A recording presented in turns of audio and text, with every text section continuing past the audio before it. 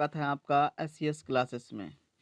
चलिए शुरुआत करते हैं एसएससी जीडी के हिंदी के प्रैक्टिस सेट नंबर 3 से।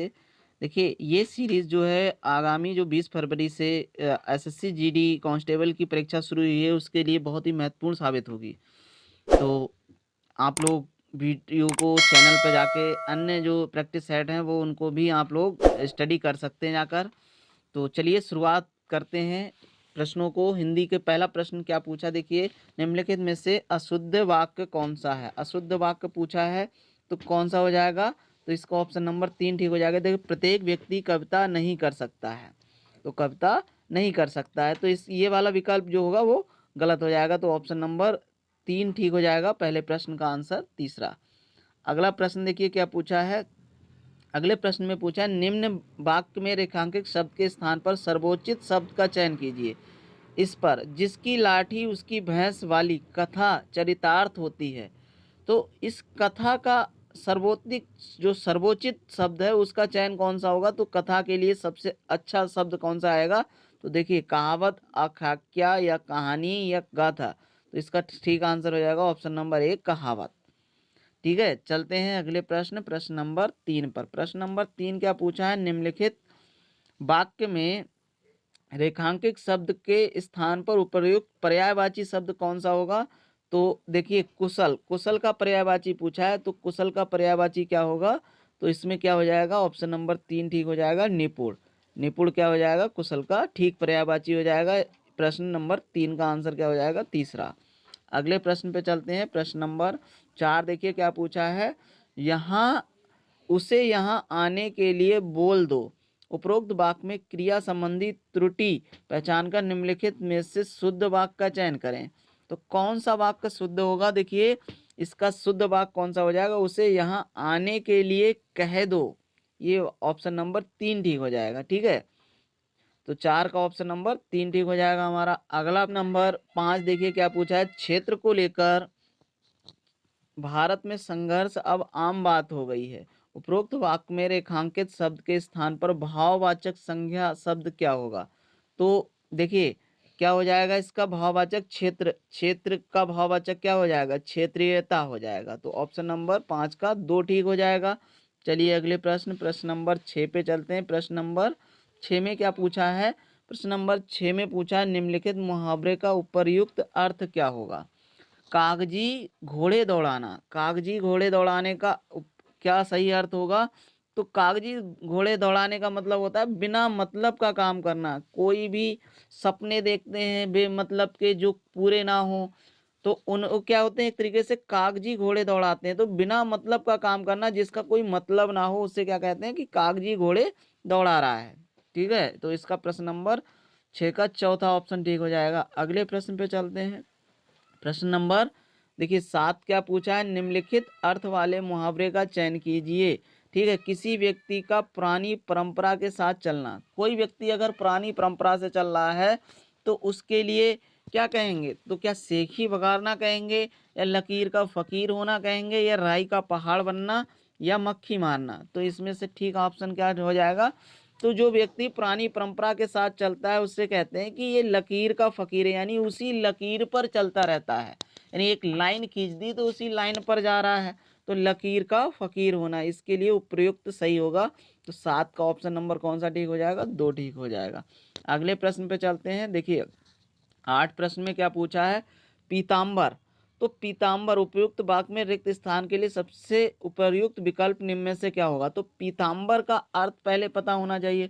तो पीताम्बर का अर्थ क्या होता है, पीले रंग का वस्त्र, का अर्थ पीले रंग का व्यक्ति, का अर्थ पीले रंग का रथ, या का अर्थ क्या होगा, पीले रंग का आकाश।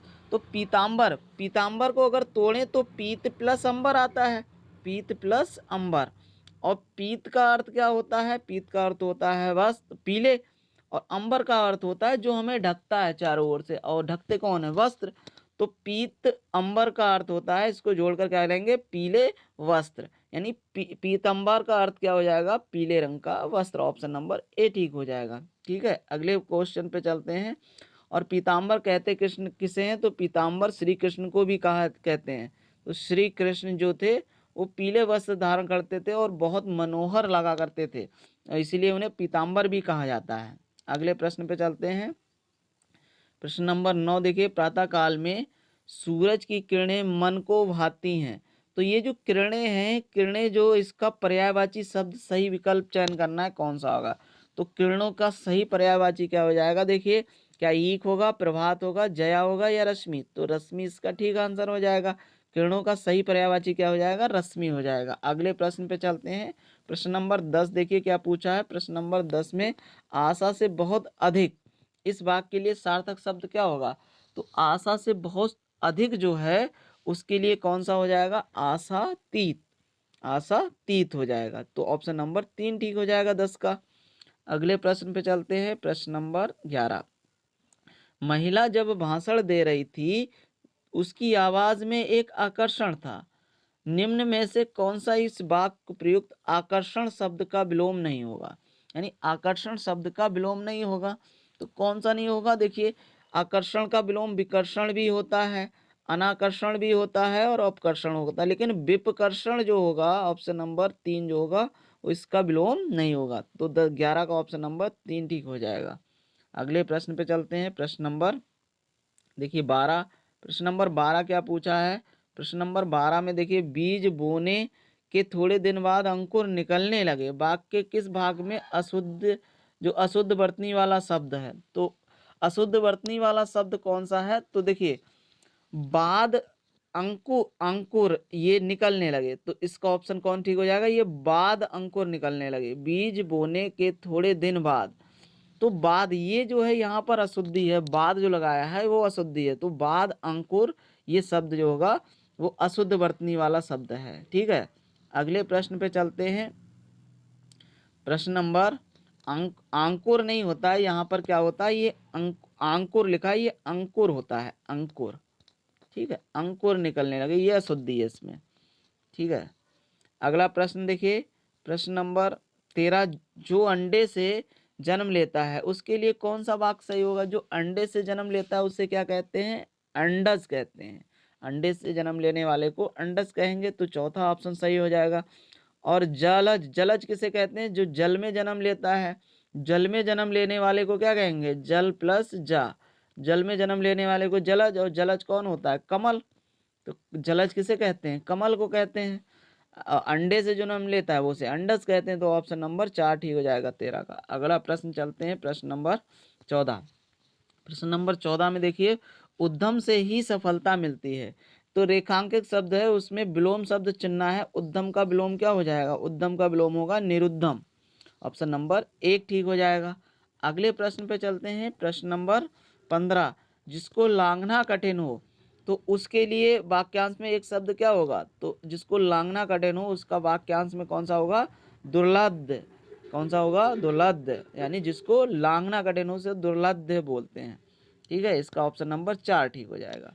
अगले प्रश्न पे चलते हैं। देखिए प्रश्न नंबर कंपैरिजन से है। 16 प्रश्न से 20 प्रश्न तक आपको जो गद्यांश दिया हुआ है उस गद्यांश में जो रिक्त स्थान दिए हैं उनको सही शब्दों से पूर्ति करना है। तो इनके आंसर क्या क्या होंगे, देखिए रिक्त स्थान 1 की पूर्ति के लिए सबसे उपयुक्त विकल्प का चयन करना है। देखिए, एक बार बिल्ली ने उचक्कर दो में से एक अंडा तोड़ दिया। तो 1 ठीक हो जाएगा, इसका चौथा ऑप्शन ठीक हो जाएगा 16 का चौथा। तो 1 अंडा तोड़ दिया। ठीक है, मेरी माँ ने। अब ये अगले प्रश्न पे चलते हैं। प्रश्न नंबर 17 देखिए, प्रश्न नंबर 17 में पूछा है, क्या पूछा है कि जो 2 स्थान है, रिक्त स्थान 2, उसकी पूर्ति करना है। तो मेरी माँ ने क्या किया, मेरी माँ ने देखा तो उसे दुख हुआ।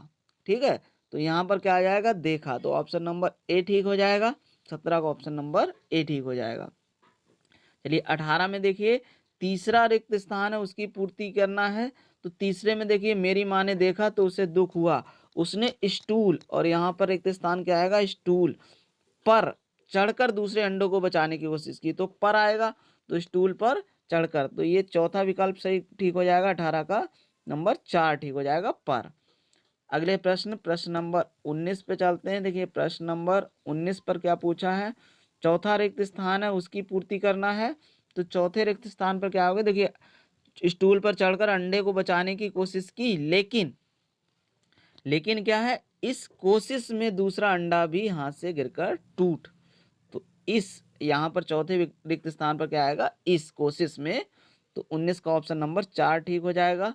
अगले प्रश्न पे चलते हैं, प्रश्न नंबर 20, और ये हमारी क्लास का अंतिम प्रश्न है हिंदी का। तो ये देखिए 20 में क्या पूछा है, रिक्त स्थान 5 की पूर्ति के लिए सबसे उपयुक्त विकल्प चयन करना है। तो देखिए, लेकिन इस कोशिश में दूसरा अंडा भी हाथ से टूटकर क्या हो गया, टूट टूट गया, या टूट हुआ, या गए, या गई। तो कौन सा आएगा, टूट गया। यहाँ पर क्या आ जाएगा, गया। तो ऑप्शन नंबर 2 ठीक हो जाएगा। इस तरह हमारी ये हिंदी का प्रैक्टिस सेट नंबर समाप्त होता है। आगे आने वाली क्लासों में आपको और हिंदी और जीके जीएस की प्रैक्टिस सेट मिलेंगे। अगर आपको क्लास अच्छी लगी हो तो वीडियो को लाइक, चैनल को सब्सक्राइब ना किया हो चैनल को सब्सक्राइब करें। धन्यवाद।